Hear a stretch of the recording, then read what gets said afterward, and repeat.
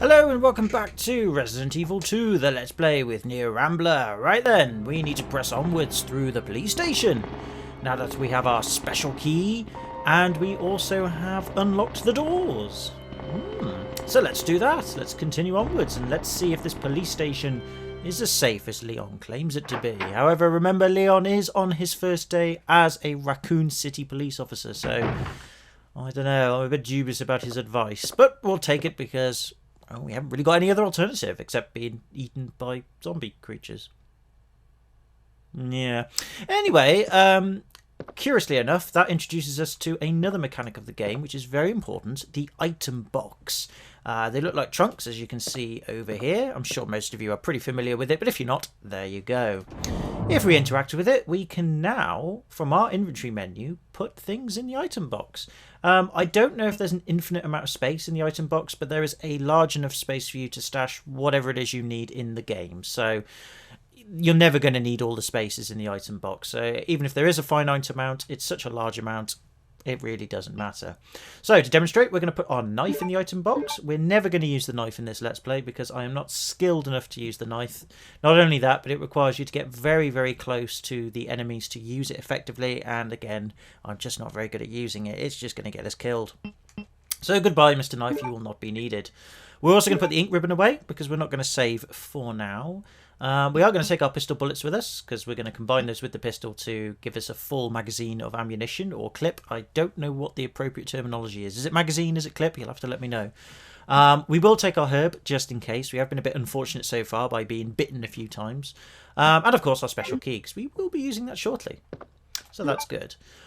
With regards to being bit, I mean, I said I was going to make a comment on it on the last video. I'm going to do it now. Basically, if you get bit by a zombie, as most of you know when it comes to zombie lore, you are going to turn into a zombie yourself because whatever makes you a zombie is transferred to you via the bite. And it's a similar thing with this game and this game's zombie lore. However, for some reason, whenever your main character or key characters in the game, well, I say key characters, main characters you play as, that be Claire and Leon in this game, get bit, they just get injured. They don't get infected with the T-virus. Or maybe they do. And the transformation takes such a long time that by the time you've completed the game, it's only really noticeable then. I don't know, but I think it's just for the sake of gameplay mechanics. If we got bit and we had to manage a virus meter, it would make the game a lot more interesting, I'll give it that, but maybe they just couldn't do it at the time. Who knows? Point being is, we just have to suspend our disbelief a little bit here, something I'm not very good at doing, I must admit. Now then, anyway, with that out of the way, we can go over to this bench here, because there's a brown thing on it, which actually is some sort of file. How do I know? Because when we pick it up, it's a file, the police memorandum. Now, the date is the 23rd of September 1998 on the file, not the 8th of the 23rd, as I first thought it was, because this is an American date, not a British date, where the day and the month are the other way around. This letter is just to inform everyone about the recent movement of equipment that has happened during the precinct's rearrangement. The safe, with the 4-digit lock, has been moved from the S.T.A.R.S office on the second floor to the Eastern office on the first floor. 4542 is the combination of said safe, Raccoon Police Liaison Departments. Now, in the PlayStation version of the game, I do believe the number is 2236 or 2246. In this game, it's a little different. I don't know for each version of the game, when they ported this game, that being Capcom, to the other consoles and PC as well, whether the numbers were different for each version. I don't know, but at least in the N64 version, it's this. So there we go. Right. We can make some more progress. Now, this is some sort of reception office, I do believe. I think each room in the police station has a specific name. I don't know how you find out about that other than looking at some sort of guide. But there you go. Anyway, there is a desk in this room that is locked, as it says so here. But you can use the lockpick. If you're Claire, you can use the lockpick to open up certain desks, certain doors, certain lockers, that kind of thing. That Leon can't do. Leon doesn't have the lockpick. We'll get to that later when we play as Leon. So, of course, we're going to use the lockpick. We've used it, and inside is a red herb. Ah, very convenient. Now then, I'm not going to lie. If you're playing the original version of this game, not necessarily the PlayStation version, but the N64 version as well, if you're playing it on original mode, I do believe it's either a green herb or a first aid spray in that desk. Not a red herb. If you're a bit confused as to why there's a red herb in this game, if you've played this game before, this is the randomizer taking effect. Oh yes. The randomizer in this game is a bit odd in that at first thoughts you probably think to yourself, oh, well, maybe all the items are rearranged in a random way. And you'd be right to some extent. However, it's not just that gets randomized. It's other things as well. We'll get to that later. Okay. I'm sure it's nothing to worry about. You know, things just crawling along the wall or the window like that is an everyday recurrence in Raccoon City, you know. We'll take it for granted. Yeah. Right. Anyway, I'm going to quickly pause the video because I do believe my dogs are trying to get up the stairs, so I shall see to them. And I shall be back in a second, so do forgive me for this slight interruption, but I shall be back in a bit. Sorry about that. Yes, my dog had indeed got up the stairs past the gate and tried to say hello to the rabbit. Luckily, though, nobody was harmed. Right, anyway, we need to press onwards through this hallway. It's a bit of a messy hallway, but, well, you know, if you're being attacked by zombies, I guess I can forgive the... oh. Well, I can't forgive a dead corpse on the floor. That's breaking all kinds of health and safety regulations. I mean, yeah, okay, obstacles in the path and what have you is one violation of health and safety, but that's just going too far. Especially a headless corpse as well. So maybe this isn't the time for health and safety. Oh well. Anyway, an open and close switch for the shutter. It can't be activated since the cord is cut. Well, that's just bloody annoying, isn't it? Who did that? Well, that's that weird sort of poppy noise that you might be able to hear in the background, I do believe. But you can search after you comment on the fact that the head is missing from the body. Seems to have been twisted off. Ew. You can search this corpse for ammo. And in this case, we get some pistol ammo. 24 to be exact. This is another application of the randomizer. If you're playing this game not with the randomizer and therefore the original, there would be, I believe, 15 handgun bullets. Might possibly be 30. It's one of those two numbers. Not 24. Yes, the randomizer not only randomizes what you get in terms of certain item locations, so it could be items that were once in the original game no longer there, completely different. You also get different amounts of said items, especially when it comes to ammo. You can get different amounts of ammo. You can get really absurd amounts and really, like, as in high amounts, or really low amounts. It's ridiculous. In terms of herbs, when we saw the red herb, yeah, you don't always get an equal amount of green herbs and red herbs like you did with the original game. I say an equal amount. You won't get the same amount as you would have had in the original game. You will get different amounts as well. I played it once where I had nothing but red herbs and I think 3 green herbs throughout the entire game. Yeah, I kid you not. It happened. Anyway, let's get past that corpse there and let's be on our way. There's a pool of blood on the floor there. Oh, cutscene. Oh. Yeah. Oh my. Oh boy. Okay, this is not good. We need to get past this creature, and fast. We've got to be dead careful about it. We're going to try and somehow hover our way forward. Every time the creature does that, you must stop what you're doing. You must stay still. I'll explain in a bit more detail in a second. Just try and get past it. Please, just go away, you horrible, despicable thing. It's nice that you were sticking your tongue out at me, although I must say that is quite rude, although some people could argue that it's suggestive. You can get past it, don't worry, it's just a matter of timing. Go on. Keep moving forward. That's it. There's a good thing. I think we're alright. Yeah, as long as we walk, we'll be alright. Creepy stuff. Ooh, more handgun bullets. Yes, please, I will take those. How many did we get? 24 again. Fan-bloody-tastic. I think on the original mode, there's a green herb there instead. So, like I said, if you're not sure about the randomizer, that would probably give you some idea now. Again, you'll only have a better idea of it if you've played the original game before. But there you go. Whew! Right, that creature is what's known as a licker. We will talk about that later. I do like lickers. They are very creepy and scary. But there you go. Right, this corridor looks like it's seen better days. There's lots of boarded up windows here. And boards on the floor and splinters and blood. And a double set of doors. That's good. Right, Okay, poor Claire's not really doing too well. She could be better, but we are on caution. I could heal her up, but I don't know. I'm not feeling that nice, really, if I'm going to be honest with you. Poor Claire. Not that I hate her or anything. I love her to bits. She's brilliant, but yeah, we've got the point about... I'll explain more later. Operation Report. Ooh, another file. Operation Report, September 26. The Raccoon Police Department was unexpectedly attacked by zombies. Yeah, that's quite a sensible introduction to any file, I guess. Many have been injured. What, zombies or police officers? Even more were killed. Again, same question.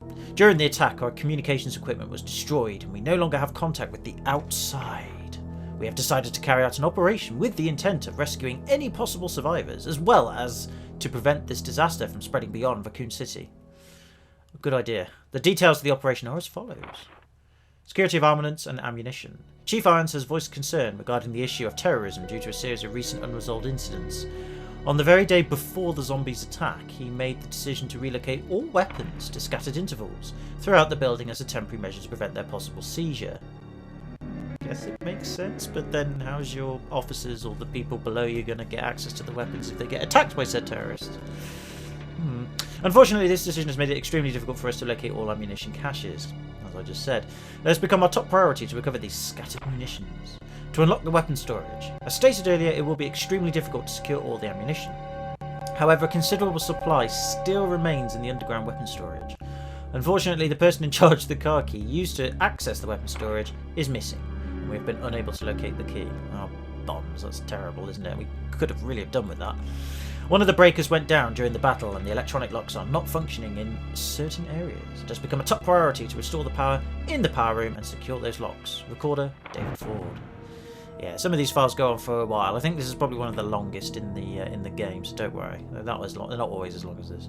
Operation Report, September 27th, 1 PM. The west barricade has been broken through and another exchange ensued. We sheltered the injured in the confiscation room on the first floor temporarily. 12 more people were injured in the battle. Oh dear. Additional reports. 3 additional people were killed following the sudden appearance of as of yet unknown creature. This creature was identified by missing patches of skin and razor-like sharp claws. Or razor-like claws. I just added the sharp for something. However, its most distinguishing characteristic is its lance-like tongue. Ah, that must be the creature we just saw earlier then. Capable of piercing a human torso in an instant. Oh. Their numbers as well as their location remains unknown. We have tentatively named this creature the Licker, and are currently in the process of developing countermeasures to deal with this new threat, i.e. run away. Run away as fast as you can. Or not actually thinking about it. Yep, they're called Lickers. As I already said earlier, that's what the police called them. That's why they're called that, if you're unsure. Right then, what is this? It's a fireplace. An oil painting hangs above this. The title is A Sacrifice to the Hellfire. What a lovely painting title. Right then, sometimes there's ammunition here, but I don't think there is with Claire. That's unfortunate. Never mind. I'm not that fast. We've got some pistol bullets for now. That'll do.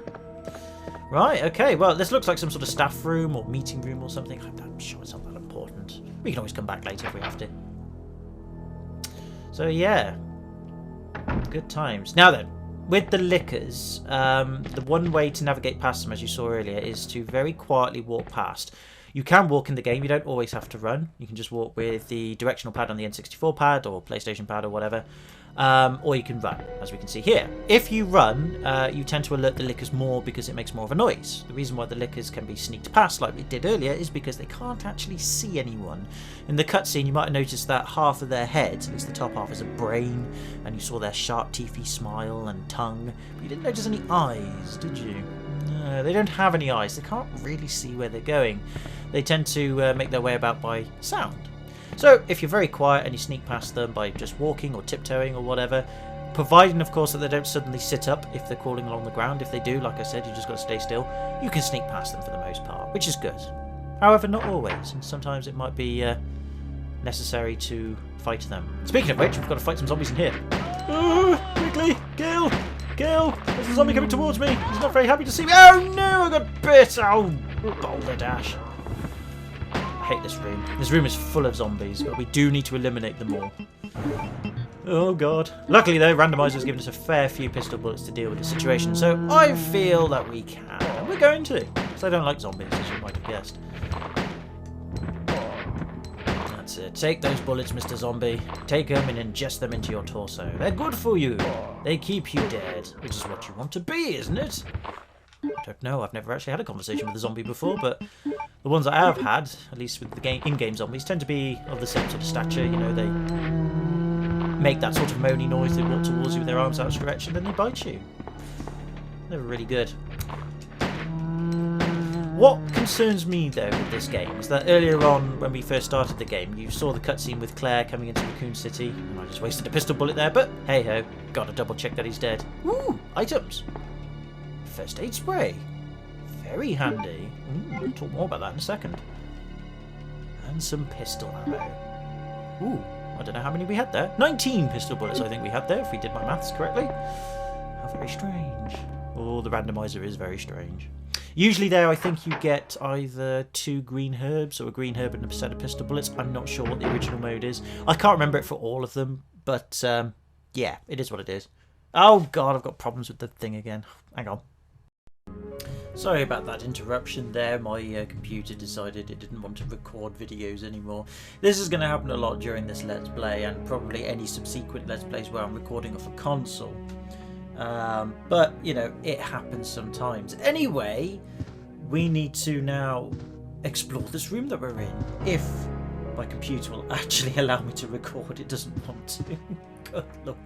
Anyway, let's give it a bash. So, while we're in here, we can search this filing cabinet thing. We can get ourselves some bogan bolts. 17 of them! What are bogan bolts? We'll go on to that later. I think it's a filing cabinet, I don't know, or some sort of cupboardy cabinet ting, maybe. Something. I don't know. Anyway. Let's whack in our bogan bolts in there. We're going to put the first aid spray away. We don't need that for now. I think that will do for now. Yep, that's good. Actually, what I am going to do as well is I'm going to put the pistol away. Now, you might be thinking, why would you do that? Are you insane? No. Well, yes. Maybe. I don't know. I'll get to that in a second. What we need to do, though, is make sure we pick up everything in this room. We've got 2 more ink ribbons, which is quite handy. And I think there's a file here as well, if I'm not much mistaken. Yeah, Operation Report 2. Let's have a read of this. Operation Report, September 28th. Early morning, 2:30 AM. Zombies overran the operation room and another battle broke out. Oh no! We lost 4 more people. God, how many people have they got left? Oh no, including David, the guy who was keeping the reports before. Damn. We're down to 4 people, including myself. We failed to secure the weapons cache and hope for our survival. Continues to diminish. Kind of read that wrong, but you know what I mean. We won't last much longer. We agreed upon a plan to escape through the sewer. There's a path leading from the precinct underground to the sewage disposal plant. We should be able to access the sewers through there. The only drawback is that there is no guarantee the sewage disposal plant is free of any possible dangers. We know our chances in the sewers are slim, but if anything's better than simply waiting here to die, then so be it. I've just added that bit in, didn't I? I read that wrong again. I do apologise. My computer's thrown me off track a little bit, so you'll have to forgive me. In order to buy more time, we locked the only door leading to the underground, which is located in the eastern office. We left the key behind in the western office since it's unlikely that any of those creatures have the intelligence to find it and unlock the door. Maybe because they don't need to use a key to unlock the door. Maybe they'll just bash it down instead. They seem to have done that so far. Actually, no, they haven't. They haven't bashed through any doors yet, so come to think of it. You might have a clue there, or a point there, or whatever. Point being is, good plan. I pray that this operation report will be helpful to whoever may find it. Recorder Elliot Edward. Interesting. Okay, right, so there's that. We're going to put the... Actually, no, we're not going to put the ink ribbons away. What we are going to do is we're going to use the special key. Now then, in this room are 2 lockers, which we're standing in front of. We can use the special key here, which we've used. And when we do, there is 1 outfit that should fit you. Yep, all the special key does is provide your playable character with an alternative costume. With Claire, she gets 1 alternative outfit. With Leon, he gets 2. However, Claire does get a little bit of a bonus compared to Leon, so we'll talk about that now, actually. So, yes, we are going to change into our alternative outfit for display purposes, and I'll tell you why in a second. There's also an old gun here. Ah. Will you take the Colt S.A.A. or the Colt Single Action Army? Yes, we will. This is the main reason why I put the pistol away, because we're not going to be needing that for the rest of this LP. We're going to use this gun instead. It is, in my opinion, better. But some people's opinions differ on the matter, so I guess it's up to personal taste. Either way, I prefer it. Now, this is the alternative costume that Claire can get, and it might be a bit hard to see on the video, but it's some sort of purple sort of combat outfit, maybe. Slightly sexualized, you could argue, I suppose, in the torso region. Maybe altogether, I don't know. Yeah, it's alright. I mean, I wouldn't necessarily have chosen the colour purple for a military operation, but hey, personal taste, remember. It also has a picture of an angel on the back, which is, I think, the logo for the studios who ported Resident Evil 2 to the N64. I believe they're called Angel Studios, ironically enough. So there you go. So this is an alternative outfit that Claire can wear. Now, this is unique to the Nintendo 64 version. In the PlayStation version, and I think any other version, she has a different outfit. She has, I think, like another jacket, which is like a navy blue with a sort of fire motif on it. It's very, very nice. And she's wearing jeans and I think a tank top t-shirt underneath the jacket and stuff. This costume is not available in those versions. This is exclusive to the N64 version. Unfortunately, however, we can't get the PlayStation alternative costume in this game, so depends on your taste. I like this costume, but I've got to admit I prefer the one in the PlayStation version. But there you go. And likewise, if you think, oh, could I do this with Leon, get the special key and get alternative outfits? As I said before, yes you can, and he has 2 outfits, again, exclusive to the N64 version. PlayStation version and all the other versions do have alternative outfits for Leon as well, but the ones in this game are exclusive to the N64. Why Angel Studios chose to do that, I don't know. But I think for the purpose of this LP, we're going to change with our original costume. I prefer Claire's original outfit, so I think we'll do that. Super duper. Now then, the main reason, as I said earlier, why we got the key was because of this gun, the Single Action Army, or Colt S.A.A. Artillery model, used by cowboys in the Wild West, designed for a quick draw. Oh yes, this is quite a quick firing pistol. Now she kind of holds it like that, whereas with the pistol, you tend to aim it in the more traditional manner, straight out in front of you. With the Single Action Army, you tend to fire from the hip, which kind of makes sense because it's a Single Action Army pistol. In other words, unlike modern day pistols and some revolvers where it has dual action, where you can basically pull the trigger and the hammer takes care of itself, with a single action, you have to do the hammer yourself. In other words, you have to cock the gun every time you want to fire a bullet and then fire and so on. So it's easier to fire from the hip because you can just use your palm that you're not using for the gun to hold, that is, to basically flip the hammer as often as you want. And it's a very fast firing pistol. I'm not sure if it's as strong as the standard pistol, but it certainly fires a lot quicker. The only downside is, of course, it can only hold 6 shots, which is, in the case of the Colt S.A.A., correct. We can only hold 6 bullets. What's not correct is the actual bullets themselves. If we wanted to be really nitpicky here, these are 9x19 parabellum rounds. I'm not sure if that's how you pronounce it. It could be parabellum. Don't know. That can be used for either the H&K VP70 or Browning HP. These are 2 other pistols. One of them was what Claire was using earlier, which I forgot to check, but there you go. Now, these bullets are not actually compatible with the Colt S.A.A. It's actually compatible with 45 caliber bullets. So, you know, really we shouldn't be using 9x19 parabellum bullets in a Colt S.A.A. But for the sake of suspension of disbelief, it is what it is. It's just classified as a pistol rounds. I can accept that. So there you go. So that's it. So that's why we got the special key. And this is a very handy gun and we're going to use it. So, oh, if you're wondering what's back here, maybe, can we go back here? We can indeed. It is a place where we can develop film, which we might do as we play through the LP, or play through the game which we're LPing at the same time. I don't know. I can't speak properly because of the stupid computer. Yeah, we can do that later, but we need film for that. So, I am going to now... Am I going to save the game now or not? I don't know. It's not like as if we've made much progress in this video, really. No, we'll go on for a bit longer. Why not? We will take the ink ribbon with us because, well, I can't be asked to put it back in the trunk. Or the item box. I don't know what I'm going to call it. Probably an inventory box, but occasionally I might change my name for it. Alright then, so I guess we should go up the stairs. Why not? Might be a good idea, might be a bad idea. Who knows? Could be either. We'll find out. So, The one other thing I like about this game as well is the music. The music to this game is absolutely creepy as hell. You know, when I first played this as a kid, it terrified me. Well, I didn't play it, sorry. When I watched somebody play it, even I should say, it terrified me. Every time I heard the music, it was always creepy. Even in the inventory room that we were in previously, which is known as a safe room as well, which means no zombies or enemies will ever be in there.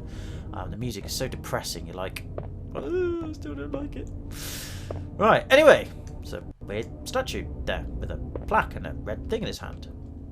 Something's written on the mounting. The god of sun and the god of moon. Their gaze upon me is the only thing that can release red soul. If you notice, the statue is actually holding some sort of red item atop it. We need to get hold of it. And to do that, we need to solve a little puzzle. Now, to do that is pretty straightforward. You can see there are two other statues either side of the statue holding the red thing. There's some sort of soldier looking one way and probably another soldier perhaps looking the other way, but in different colours. All we have to do is basically move them to these parts of the room. There's like where Claire is standing at the moment. There's like, here we go. There's a better camera angle. There, you'll notice on the floor there's a small brown patch compared to the sort of duller, greyer brown patches on the floor. Basically, they're trigger plates, and we need to move the statues on there. However, as you can see, the statues are facing the opposite way to the other statue. So what you have to do is move the statues, but in a way where both of them are facing the main statue with the red thing. So that's what we've got to do. And the problem is, though, sometimes it's a little difficult to get Claire to actually push the statue. But with a little bit of tweaking, we can do that. So that's what we're going to do. It's a bit tedious, it's a bit dull, but you need to do it to get further in the game. Oh yes. So yeah, it's one of those puzzles, but it's very straightforward. In fact, to be fair, a lot of the puzzles in this game are very, very straightforward. Considering the development history of this game, which I'm not going to go into much detail about because I still don't fully understand it, I can understand why the puzzles are pretty easy. If you want to know, I would check out the development of the game yourself. It's got an interesting history. Very interesting. In fact, quite a lot of Resident Evil titles have an interesting development history. Don't know why. Could be coincidence. Could be just the way Capcom works. Who knows? Either way, all the answers are there. So, move this statue. Very boring, very tedious work, but we gotta do it. Moving statues is the highlight of this game. Don't believe me? Well then, you are an idiot, because that's what we're doing, and it is quite a highlight. No, I'm joking. No, of course you're not an idiot. It isn't really a highlight at all. It's just got to be done. It's dirty work. But it's done. For some reason, the red thing falls off the statue's hand. Isn't that convenient? And of course, we can go to the statue, and we can pick it up. Will you take the red jewel? Yeah. Why not? Let's give it a check. A blood red jewel about the size of a fist. Also called the Virgin Heart. Yeah, the name has changed for some reason. I'm not 100% sure why, but there you go. Right then, okay then. We need to mosey onwards. When I can position Claire to the door. There we go. Good times. Right. Ooh, another corridor with slightly poor rendered textures. Remember, this is the N64 version. And it's also in composite video, so you have to forgive me for that. I can't record in RGB. It's just one of those things. Right then, we've made our way to another room. This is the S.T.A.R.S office. This is basically the place of work where the Raccoon City S.T.A.R.S police team used to work, or did work, or do work, or either of those. As you can see, it's a bit of a mess. Probably because zombies were in here at some point. So there you go. Right, behind this desk there's some more handgun bullets. There's a fixed amount of handgun bullets there. We've got 15 there. That's usually there. So there you go. It's trashed. Someone must have searched the desk. Yes, good observation, Claire. Well done. What about the pile of stuff on the floor? Yep, same thing. There isn't anything useful on the shelf. No, there isn't. Also, the music's, again, rather depressing. Looks like a load of medals on the wall or something. I was going to call it the ceiling then for a second. I don't know why. I don't know. Anyway, a picture of the S.T.A.R.S members. There you go. There's all the S.T.A.R.S members. Nope, Claire isn't one of them, but her brother is. Chris. He is a S.T.A.R.S member. But which one is he in that picture? I couldn't tell you. You'll have to figure it out for yourself. And then we look at it again because I pressed the wrong button. So, yeah, there you go. Now, we can search around this place a little bit more, so we will. Appears to be a replica of a gun. The owner is probably a member of the NRA. Maybe. Or maybe he just liked playing, or she liked playing with toy replica guns. You never know. Ooh, another file. Hooray! Chris's diary. Who's Chris? Claire's brother. August the 8th. I talked to the chief today once again, but he refused to listen to me. All of a sudden, that Umbrella conducted T-Virus research in that mansion. T-Virus? Research? Mansion? Didn't Marvin mention something about a mansion? And zombie-like creatures?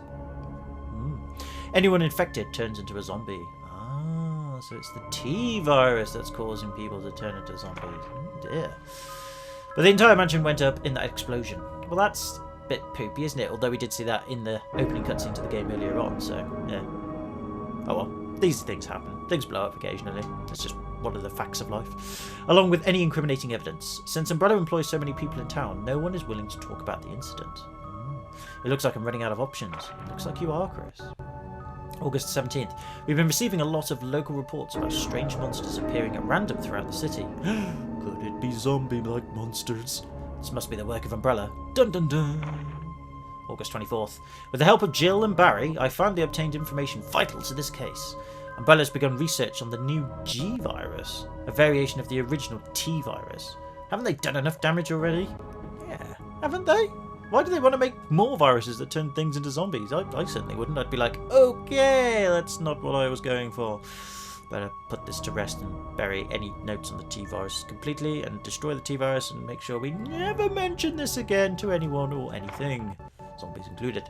We have talked it over and have decided to fly to the main Umbrella headquarters in Europe. Oh, what? I won't tell my sister about this trip because doing so could put her in danger. Oh, what a caring brother. Please forgive me, Claire. Well, we'll leave it to Claire. Ooh, there's another thing there.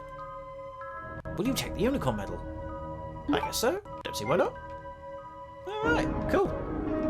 Organised and untidy. Probably reflects the owner's personality. Yes, Claire, your brother is a messy person. Ah, another file. Now you'll notice this says hash file 08 out of 16. This is something I wanted to talk about earlier but completely forgot. This is a EX file. And I'm going to talk about that in a second when I take a break from recording and then come back in a second. Again, it's just to try and stop desynchronization, although it might have happened already in this video, so if it has, I do apologise, but there's not a lot I can do about it. I'm at the mercy of my computer and capture card trying to work together, but there you go. So I shall be back in a second.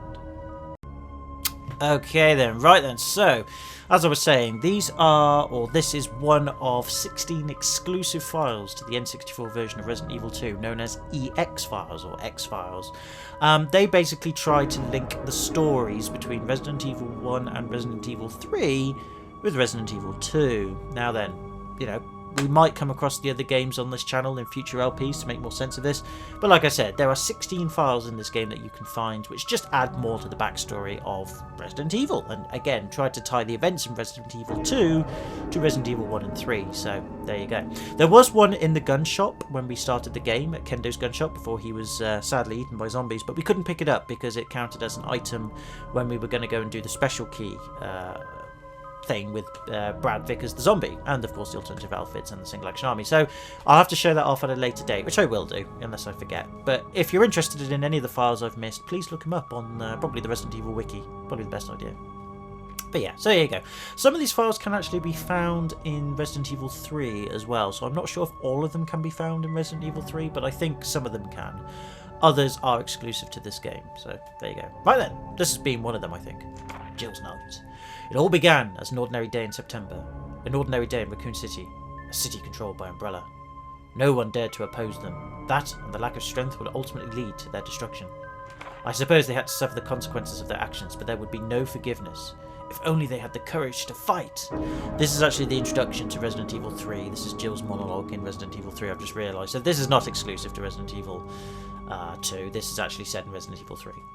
But it's true that once the wheels of justice began to turn, nothing could stop them. Nothing! It was Raccoon City's last chance, and my last chance. My last escape. Yeah. So why they put it in this game, I've no idea, but I suppose it's just to clue Claire and Leon in on what's going on, perhaps. I don't know. It is what it is. So yeah, there's also another desk here. I think there's an item you can pick up here. Nope, there is not. That's a shame. Maybe there's one over here? Nope. It varies from character to character, so depending on who you're playing, there will be various items available in various parts of the room. However, if you come to this cupboard here, there is always an item in here. This is a very useful one. This is the G launcher, or grenade launcher, if you want to call it its full name. This is a very handy weapon, and this is Claire's main attacking weapon of the game. Grenade launcher, M79. Various rounds can be used. The cut stock causes a greater recoil. Made in the US of A. Oh yeah, because the best grenade launchers are sometimes made in the USA, but whatever. Yeah, this is Claire's sort of main attack weapon. Of course, the pistol can still do damage, and we will be using it, but the grenade launcher is, yeah, you're going to need it, so that's good. Right, okay, I do believe we found everything that we need, so I guess we'll go, if I can find the door. Wait a minute, what'd be that? Is it a zombie fax? I don't know. Should I go and read it? What would it say? Probably something along the lines of, all we want to do is eat your brains. Or something along those lines. Let's find out. Oh, no, it's a Federal Police Department report. Meh, boring. Internal Investigation Report. Mr. Chris Redfield, Raccoon City Police Department, S.T.A.R.S Division. As per your request, we have conducted our internal investigation and have discovered the following information. 1. Regarding the G-Virus, currently under development by Umbrella Incorporated. So far, it is unconfirmed that the G-Virus even exists. We're continuing with our investigation. Interesting. Number 2. Regarding Mr. Brian Irons, Chief of the Raccoon City Police Department. Mr. Irons has allegedly received a large sum of funds and bribes from Umbrella Incorporated. He has? Over the last 5 years. He was apparently involved in the cover-up of the Mansion Lab case along with several other incidents in which Umbrella appears to have direct involvement. So the Chief of Police was taking bribes from Umbrella, the company that made the T-Virus? Why? Mr. Irons has been arrested under suspicion of rape on 2 separate accounts during his years as a university student. Oh, what a nice-sounding man he is. Not. He underwent psychiatric evaluation as a result of the charge, but was released due to the circumstantial evidence as well as his phenomenal academic standing. I can't speak today. As such, extreme caution is advised when dealing with him. Yeah, you don't say. So he sounds very, very intelligent, potential rapist, and corrupt. Great. Jack Hamilton. Section Chief, Internal Investigations, United States Federal Police Department. So Chris has actually been in contact with the Federal Bureau, I guess? Man, this is quite a big case. Well, it would be. I mean, if you were in a city full of zombies, you want to let the authorities know as soon as possible, unless they have something to do with it. Well. Right then. Okay, so I'm not sure now what we need to do. We could go around here, I guess. Yeah, we could do. But you know what? We're not going to. What we are going to do is we are going to go back. And we're going to save the game. And we're going to end the video there, I think. I know not a lot of progress has been made. There's been a lot of explaining and reading and stuff. That's not going to happen in every video, I promise you. But since, you know, I'm bringing the Resident Evil franchise to my channel as I am, then, you know, a little bit of explanation is needed, I suppose. But then again, you know, if you're familiar with this game, which I'm sure most of you are, you really don't need it. But, you know, I'm just checking it in for the sake of it. So yeah. Also, my capture card setup's been a bit funny up lately. Although I have to say, I think it's because of my antivirus protection software, which is Norton, by the way. I know I should use something different, something a little less interfering. But Norton has been very good to me in the past, so it's one of those ones where it's a necessary evil on my behalf. I have tried alternative antivirus software in the past. I tried McAfee. I tried I can't remember the name of it now. It's like some Kazdan or something like that, or Kazakh, I don't know. I've tried those and they didn't work very well. They weren't very good at detecting viruses, at least from my perspective. At least Norton does trap everything. The only downside of Norton is it interferes with the running of your CPU and indeed capture card setup, as it sometimes does. I do turn it off, but even then, even when I do turn it off, it likes to turn itself back on again, so it's like, for God's sake. But there you go. Oh well, never mind. We'll get through it. So, we are going to save the game and we're going to end the video there. So I hope you enjoyed this. Sorry for it being a bit fragmented. It will be. But in the next video, we shall go further on in the police station. Yeah. Incidentally, that door that I didn't go to or interact with, that door is locked. So we can't go through it yet. So, where do we go from here? Well, I'll let you know in the next video. So take it easy, have a good one, hope you're all well, and I will see you around.